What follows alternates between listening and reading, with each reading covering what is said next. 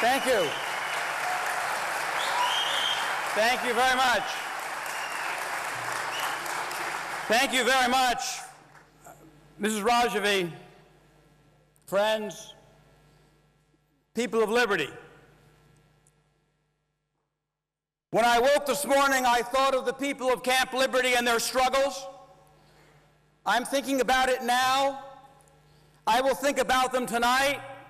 And I pledge myself, as you pledge yourselves, to think with them, to stand with them, every day until they are honored in Tehran with a new, free, democratic republic.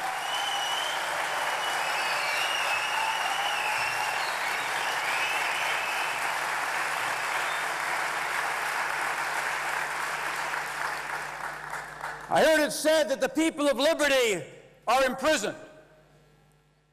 And indeed, they are surrounded by a wall. I've heard it said that they are victims. And indeed, they suffer their wounds without medical care, sometimes without food. Their property has been stolen. They are fired upon. But 75 million Iranians awoke today in Iran. They could not speak freely. They could not choose their government. They could not pray to their God as they chose. They are enslaved by a tyrannical regime. 3,000 Iranians awoke this morning. They spoke freely. They worshiped as they saw fit. They breathed free while surrounded by prison walls. Who, my friends, are the slaves? Those held in captivity by the mullahs, or the 3,000 people of liberty, surrounded by walls, but living with the dignity of a resistance to the mullahs? People of liberty, we honor you and your struggles.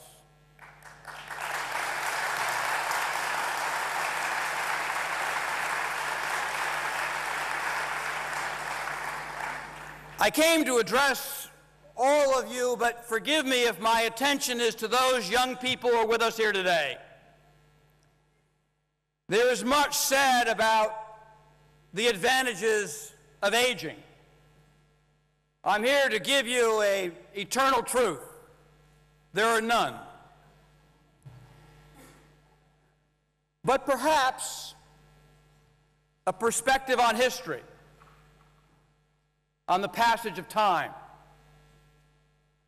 You see, that which looks obvious in 10 or 20 years, a generation forward, it's time to speak the truth about Iran.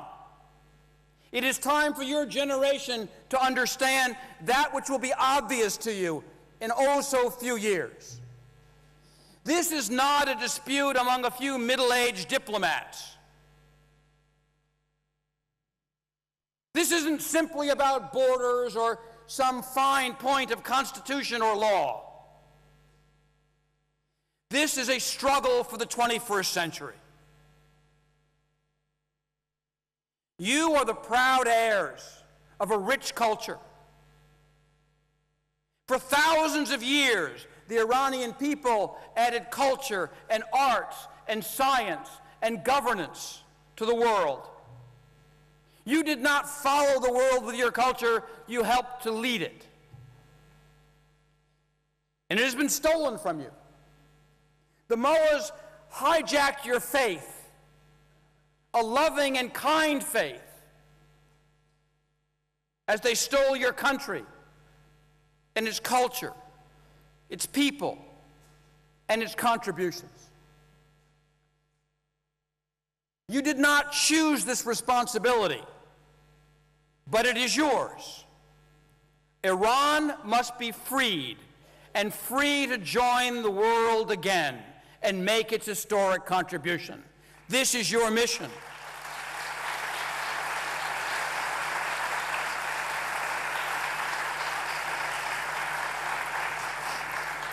There are many things that I love about my country, and in America, the words compromise settlement, negotiation are all positive phrases. Every American child who has a dispute in the schoolyard says to his friend, let's split the difference. It works in the schoolyard. It works in an American courtroom. It works in American life. But sometimes in life you confront something so evil, so fundamentally wrong, that you cannot negotiate with it, you cannot compromise with it. The mullahs are not simply a government gone wrong. They are not simply mistaken about a point of law or governance or policy. The mullahs are a cancer that threaten all that we care about in the international community. That cancer began in Tehran 35 years ago. It has consumed Lebanon and Hezbollah. It is consuming Syria as we speak. It has already engulfed Iraq. Here's the fundamental question for your generation. Is the future going to be any different than the past? What kind of government would fire rockets into refugee camps, the people of liberty? What kind of government would hang its own people by the hundreds, by the thousands, for speaking truth? What kind of government? The government of Iran. Sometimes there's nothing to say. There's just something to do. The government of Iran must be destroyed.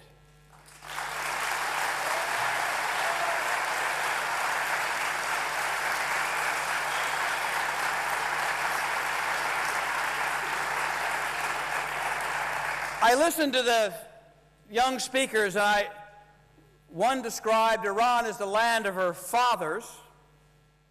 Another said it was his own home.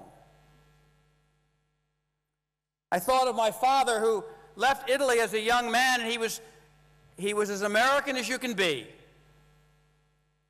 But as a young man, the destruction of Italian fascism was his cause. He still loved Italy. You may be French, you may be Canadian, but what runs through your veins is the blood of a proud people. You are an Iranian. Never forget it, and never stop defending it or being proud of it.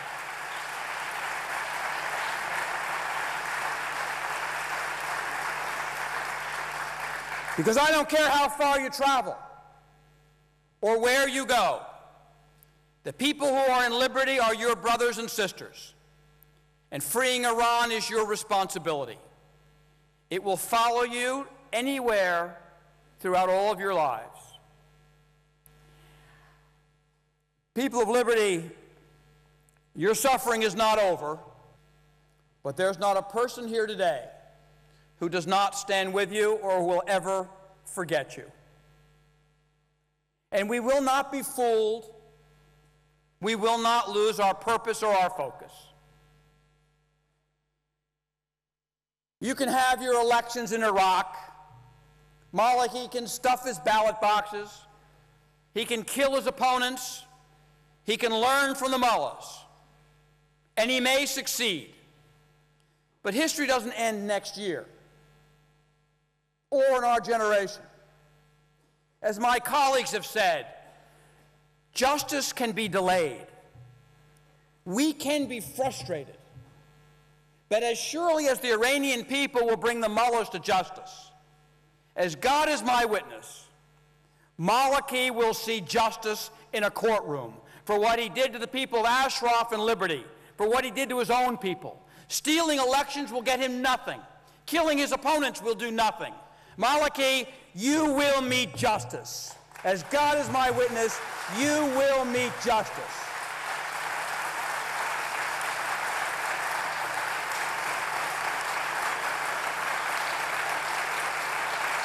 Thank you. And finally, my friends, To those young people with us again, in your lives, you will make decisions about family and careers.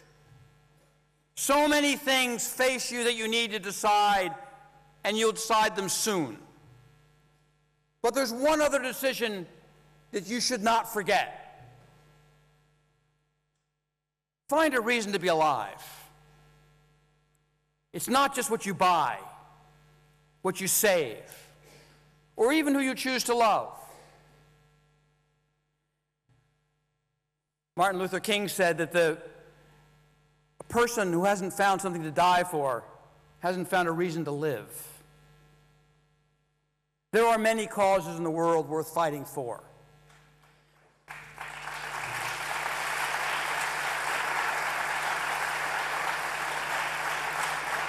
Making the future different, ridding the world of this cancer, freeing the land of your fathers, that is a cause worthy of your lives.